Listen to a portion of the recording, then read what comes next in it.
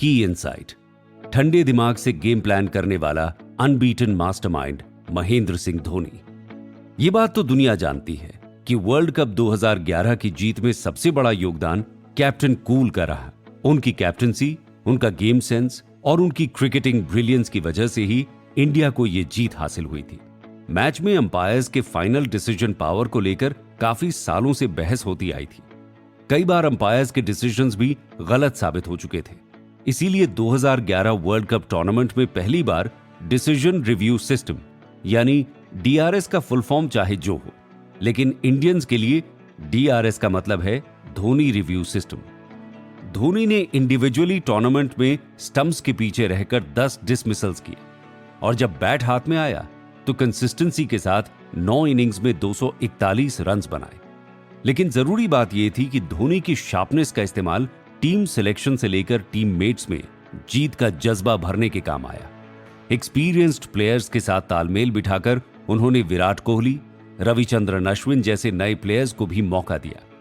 धोनी ने हर एक क्रिकेटर को जैसे जीत का चस्का लगा दिया था।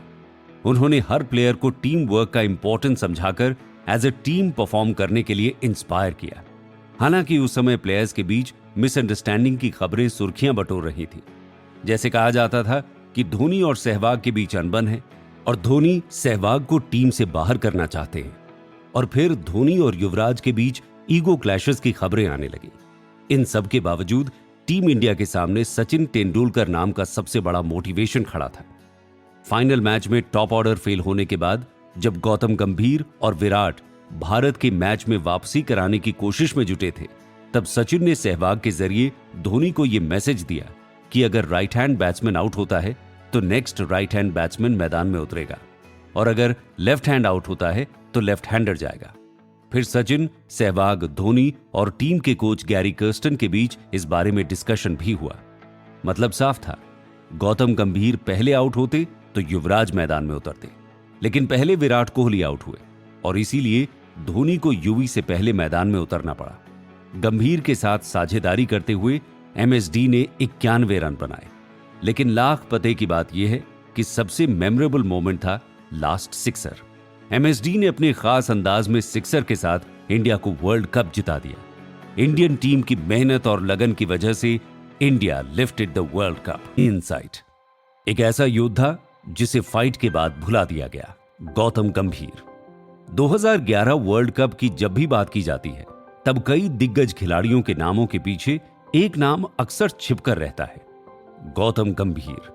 नाम की तरह हमेशा गंभीर दिखने की कोशिश करने वाले इस खिलाड़ी ने पूरे टूर्नामेंट के दौरान ऐसा खेल दिखाया कि क्रिटिक्स के चेहरे गंभीर पड़ गए। सीरीज में 9 इनिंग्स खेलकर गंभीर ने टोटल 393 रन्स बनाए थे। वो सीरीज में इंडिया की तरफ से सेकंड हाईएस्ट स्कोरर रहे। हर मैच में गंभीर ने बेहतर परफॉर्म करके इंडिया को फाइनल तक पहुंचाने में कंट्रीब्यूट किया था। लेकिन उनकी सबसे यादगार इनिंग रही world cup final India versus Sri Lanka.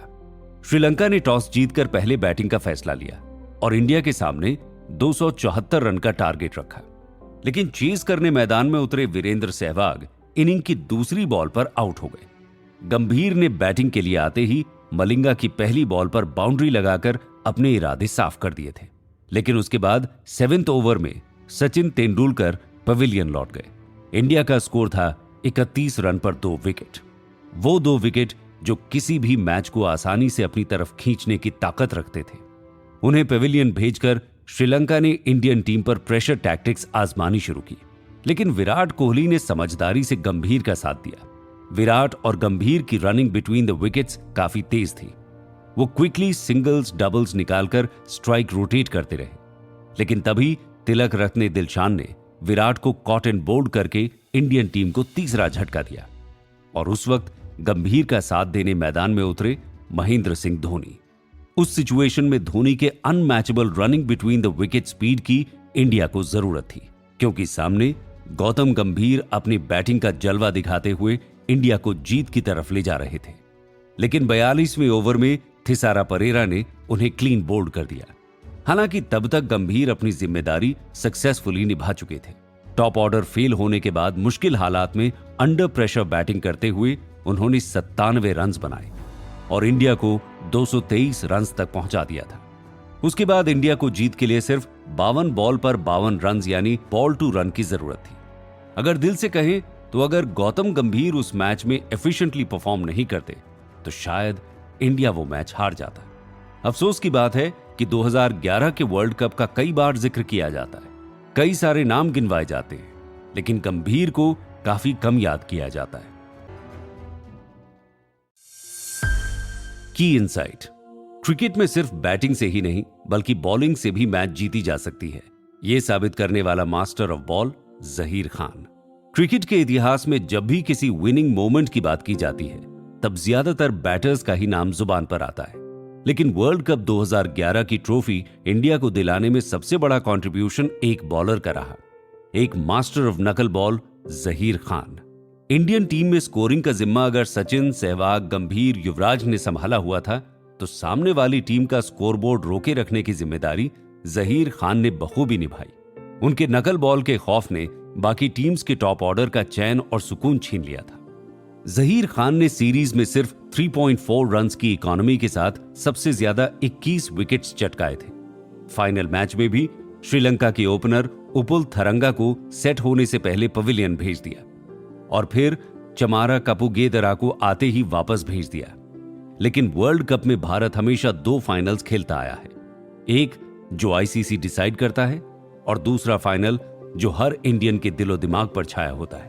किसी भी स्टेज पर भारत वर्सेस पाकिस्तान का मैच किसी वर्ल्ड कप फाइनल से कम नहीं होता। 2011 टूर्नामेंट में तो भारत पाक सेमीफाइनल में भिड़े थे। मास्टर की ब्लास्टर इनिंग की बदौलत इंडिया ने 260 रन बना लिए थे, लेकिन इंडिया पाक के मैच में यह स्कोर भी बॉलिंग टीम को प्रेशर में डाल देता है। लेकिन जहीर खान ने सिर्फ 19 रनों पर पाकिस्तान के ओपनर कामरान अकमल को आउट करके एकदम से टीम इंडिया का प्रेशर हल्का कर दिया। लेकिन मिसबाउल हक ने 50 जड़ दिया। ऐसा लग रहा था जैसे मिसबाह क्रीज पर टिका रहा तो इंडिया मैच हार जाएगा। और तब इंडियन कैप्टन एमएसडी के काम आया तुरुप का इक्का। इंडियन टीम का सबसे एक्सपीरियंस्ड और खतरनाक बॉलर जहीर ने मिसबाह को आखिरी तक बड़े शॉट्स खेलने का मौका नहीं दिया। पाकिस्तान के स्कोरबोर्ड को जैसे जहीर ने अपने हाथों से पकड़कर रोक रखा था और आखिरी ओवर में मिसबाह की विकेट निकालकर इंडिया की जीत पक्की कर ली।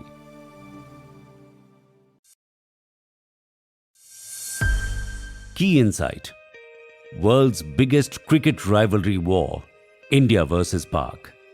2011 वर्ल्ड कप टूर्नामेंट शुरू होने से पहले टीम इंडिया मैनेजमेंट ने डिसाइड किया था कि कोई भी प्लेयर ना तो न्यूज़पेपर पढ़ेगा और ना ही मीडिया कवरेज पर ज्यादा ध्यान देगा, क्योंकि इससे मैच जीतने का प्रेशर बढ़ जाता है और प्रेशर में गलतियां हो सकती हैं।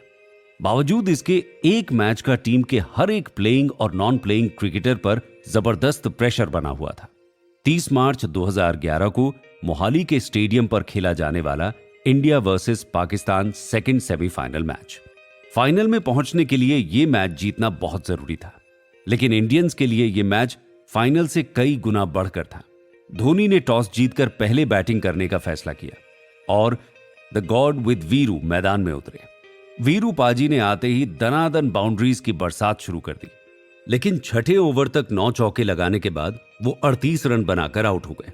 उसके बाद सचिन पाजी और गंभीर ने सूझबूझ के साथ खेलते हुए पारी को संभालने की कोशिश की, लेकिन 19th ओवर में जब टीम का स्कोर सिर्फ 116 रन था तब गंभीर आउट हो गए। फिर मानो विकेट्स की जैसे झड़ी लगती गई, लेकिन एक छोर से मास्टर ब्लास्टर ने धमाका जारी रखा। सचिन के अलावा कोई भी बैट्समैन 40 रन से ज्यादा का स्कोर नहीं बना पाया। 5 बैट्समैन तो 10 रन के नीचे ही आउट हो गए थे, लेकिन सचिन के 85 रन की पारी की बदौलत इंडिया 260 का स्कोर बना पाया। अब इंडियन बॉलिंग अटैक को जैसे प्रेशर कुकर में रखा गया था। इतने इंपॉर्टेंट मैच का रिजल्ट सिर्फ इंडियन बॉलर्स डिसाइड करने वाले थे, लेकिन फिर भी इंडियन टीम फुल कॉन्फिडेंस में थी क्योंकि बॉल जहीर खान के हाथ में थी। पहली सफलता इंडिया को 9th ओवर में मिली जब 19 रन पर खेल रहे कामरान अकमल ने जहीर खान को हल्के में लेकर शॉट खेला और युवराज सिंह के हाथों कैच थमा बैठा। इस विकेट से इंडियन बॉलिंग अटैक में जोश भर गया और मुनाफ पटेल, आशीष नेहरा, हरभजन सिंह के साथ साथ युवराज सिंह ने पाकिस्तानी बैट्समैन की नाक में दम कर दिया। लेकिन मिसबाह उल हक और उमर अकमल खतरनाक साबित हो रहे थे।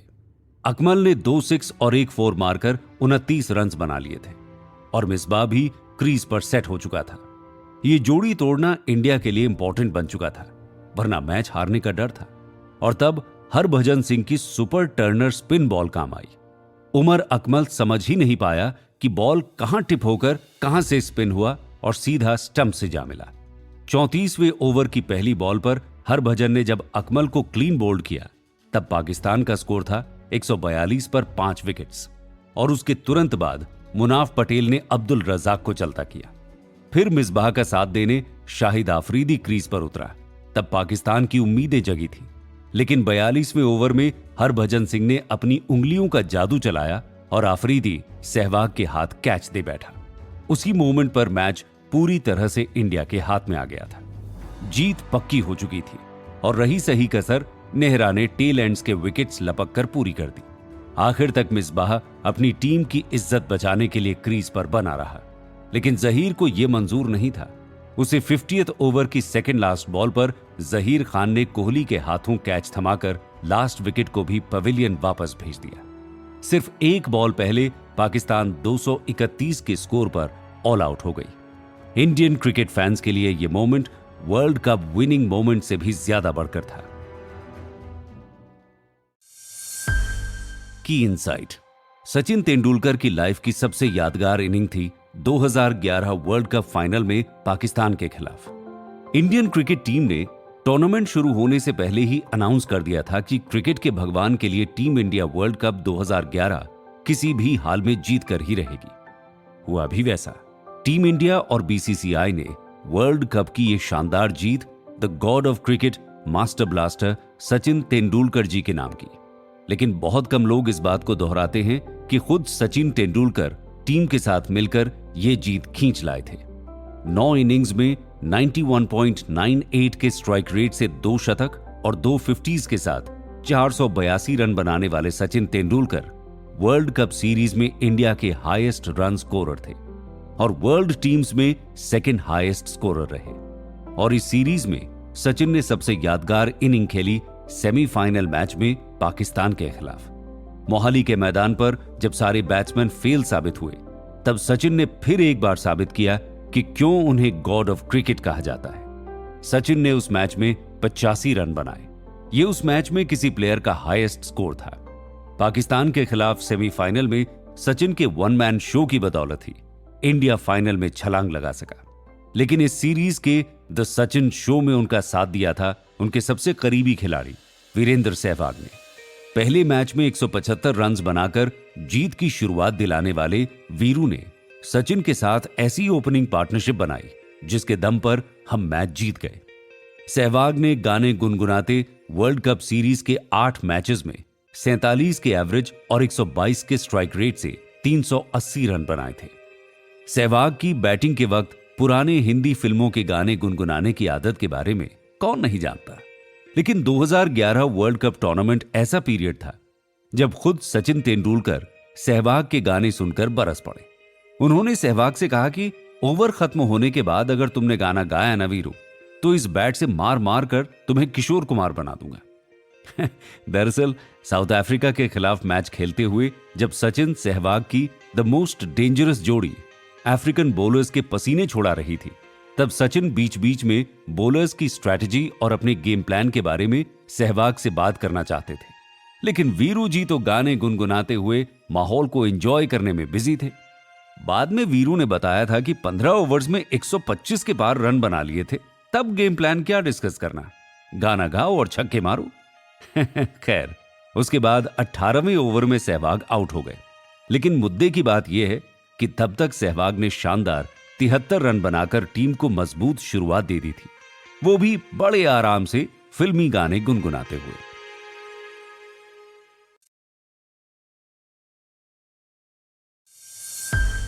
इंडियन क्रिकेट टीम के हर प्लेयर ने दिलो जान से हर मैच जीतने के लिए जी तोड़ मेहनत की है। क्रिकेट मैच टीम एफर्ट का नतीजा होता है। टीम के हर एक खिलाड़ी और उसकी कंट्रीब्यूशन को इंपॉर्टेंस मिलना चाहिए। इससे प्लेयर का कॉन्फिडेंस बूस्ट होता है और वो बेहतर परफॉर्म करने के लिए